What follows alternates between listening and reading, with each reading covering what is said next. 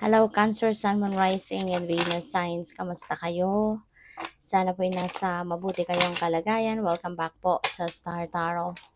At kung bago kayo rito, welcome din po kayo. Please subscribe, like, share my videos, and leave me a comment kung naka-resonate po kayo. Thank you.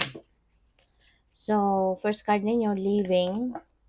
You have adult children.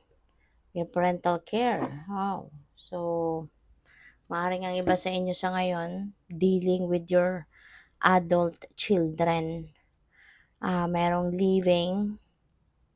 So, possible na may mga issue. Ang iba sa inyo with your adult children.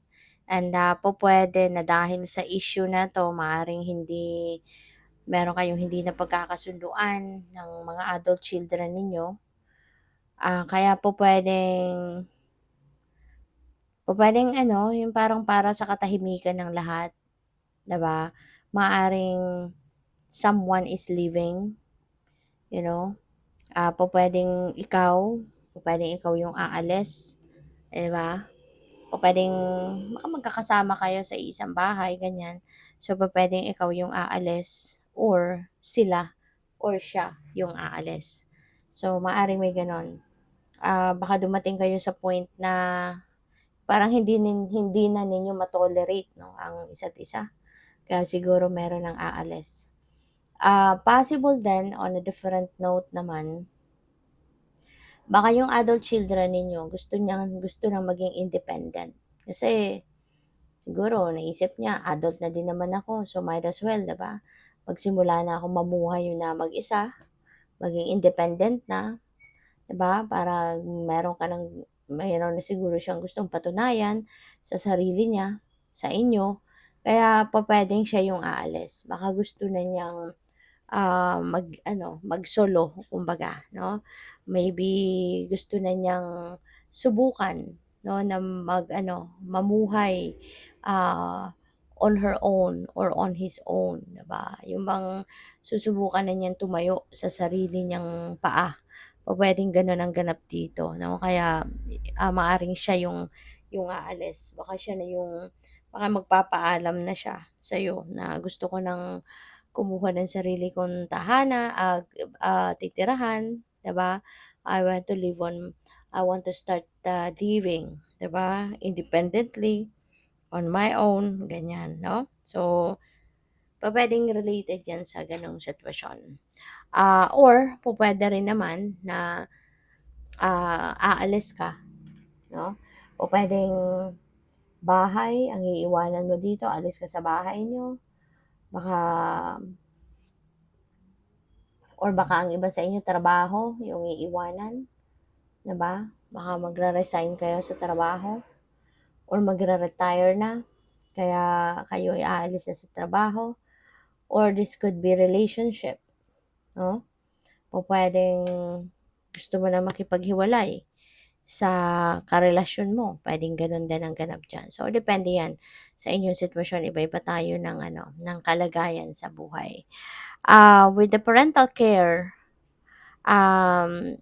maybe this reminds you, no, na kahit na maging independent na din yung mga adult children ninyo, hindi pa rin your parental care, no, doesn't end dahil wala na sila sa bahay mo, 'di ba? Pwedeng gano'n. So, paalala ito sa iyo na patuloy pa rin, no, ang pag-aalaga mo sa kanila, pero iba na ngayon ang pamamaraan kasi kung wala na siya sa poder mo. So, it doesn't necessarily mean na tapos na yung pagiging magulang mo sa mga anak mo kapag umalis na sila. But, yun nga, pagpapatuloy ka pa rin na magiging magulang sa kanila, aalagaan mo pa rin sila, pero on a different way na. So, maraming salamat for subscribing, and if you haven't subscribed yet, subscribe na kayo. And also, maraming salamat din for not skipping the ads. Malaking bagay yan sa akin. And also, please click the join button sa baba ng video kung gusto ninyo na mag-join kayo sa membership. Okay? Salamat po.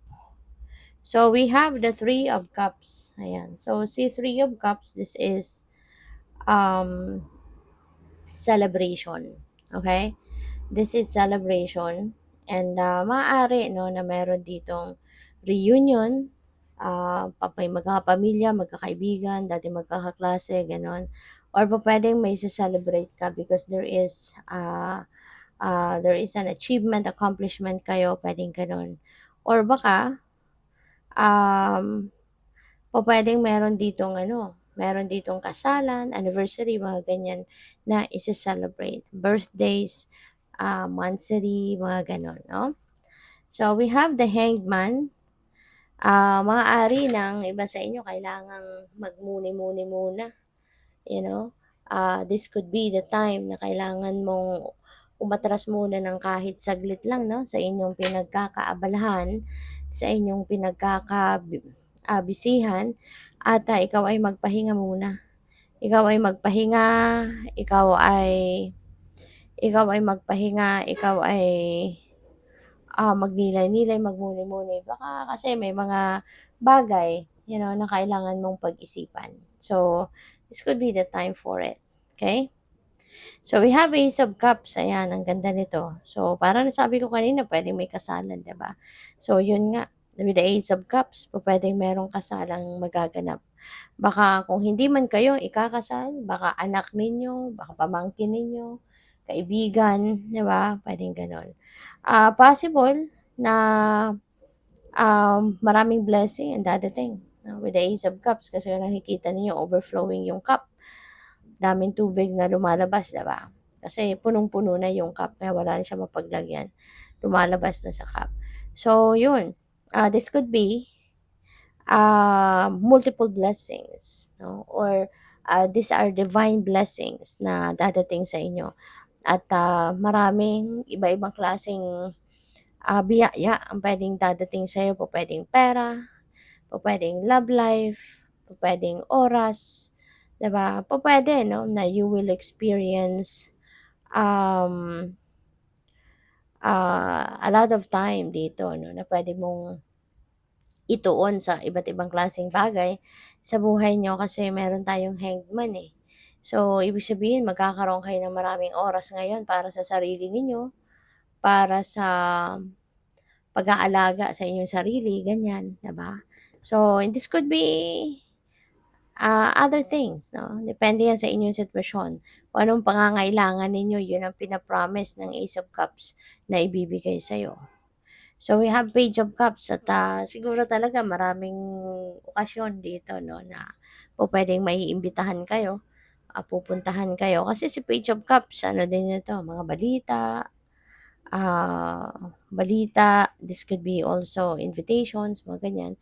May mga correspondence na paparating. And that could be related, no, to invitations sa inyo para sa mga okasyon. Baka meron nga kayong mga party na dadaluhan, ganyan, no? So, good luck. Thank you for watching. Love and light. Namaste.